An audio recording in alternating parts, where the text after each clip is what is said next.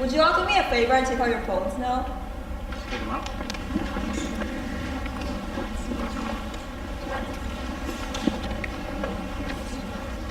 Okay, once you have your phones, please take 30 seconds to type down anything that's currently on your mind. Okay, are we good? You might be wondering why I asked you to do so. It is because of what I'm going to talk about today. The notes that we write in our minds. Last year in the summer program, I took a course called Who Am I? The question of the self in art, literature, religion, and philosophy. Who am I, really? I was challenged to dig into this question, and while doing so, I began to wonder what truly mattered to me and this world. Inspired by Jonathan Nolan's Memento Mori, I decided to place myself in a situation where I could only have 4 minutes of working memory.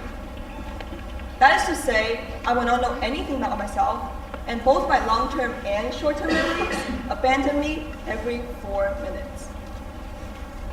So, what if, from now on, you could only have 4 minutes of memory? At first, you might start thinking about all the things you haven't done. Places you haven't been, emotions you haven't felt, stories you haven't heard, experiences you haven't had, gestures you haven't returned, people you haven't loved. Would you be thinking about those who hurt you? Or would you miss the ones you care about more? Would you rush to a certain place to shout out your honest thoughts? Or would you be reminded of the room that you haven't yet cleaned? Would you helplessly forget about time while existing in it? Or would you make every effort to seek what truly matters? Would you rather die or live? Could you live?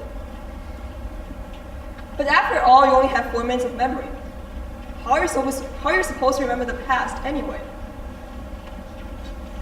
At this point, you might be feeling a little anxious now.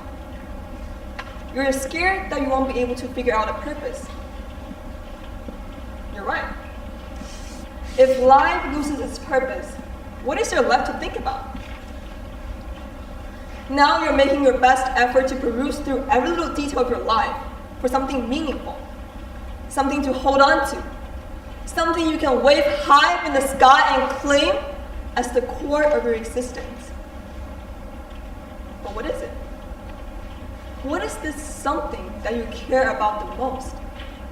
Will it eventually be lost, like every other aspect of your memory? Or will it remain? Are you alone? Calm? Bored? Are you traveling in time? Or did you forget about the 4 minutes all over again? Maybe. You can just let it hover. Now, by a show of hands, how many of you here have scrolled back to your camera roll or social media to look at old pictures of yourselves?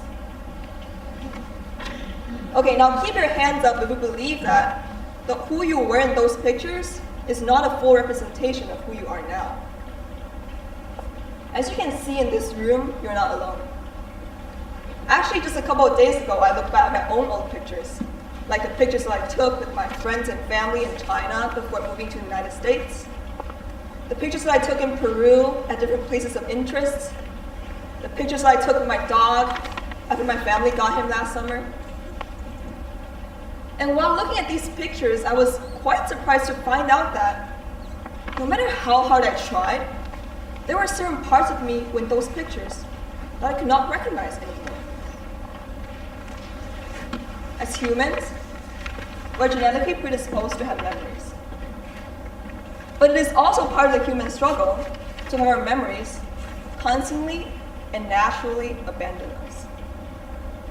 Surely we have come up with ways to record our forgettable experiences through pictures, social media, friends, family, journals, and even the memos that all of you guys just typed out at the beginning of this monologue. Now, a year after this monologue show, we'll all be in different places. And many of you may open up this exact memo and not be able to remember anything about it. What it meant, why it was written, and whether or not you were the creator of this, weird, right? In days like this, it may feel like we don't remember anything. It may feel like we only have 4 minutes to hold on to. It may feel like none of our past, future questions or struggles really matter if we won't remember anything. But it's okay. It's okay to feel this way. It's okay to be in mystery. It's okay to explore what truly matters, even if we might not know what it is at the moment. Because with the 4 minutes we have right now, there's a lot we can do.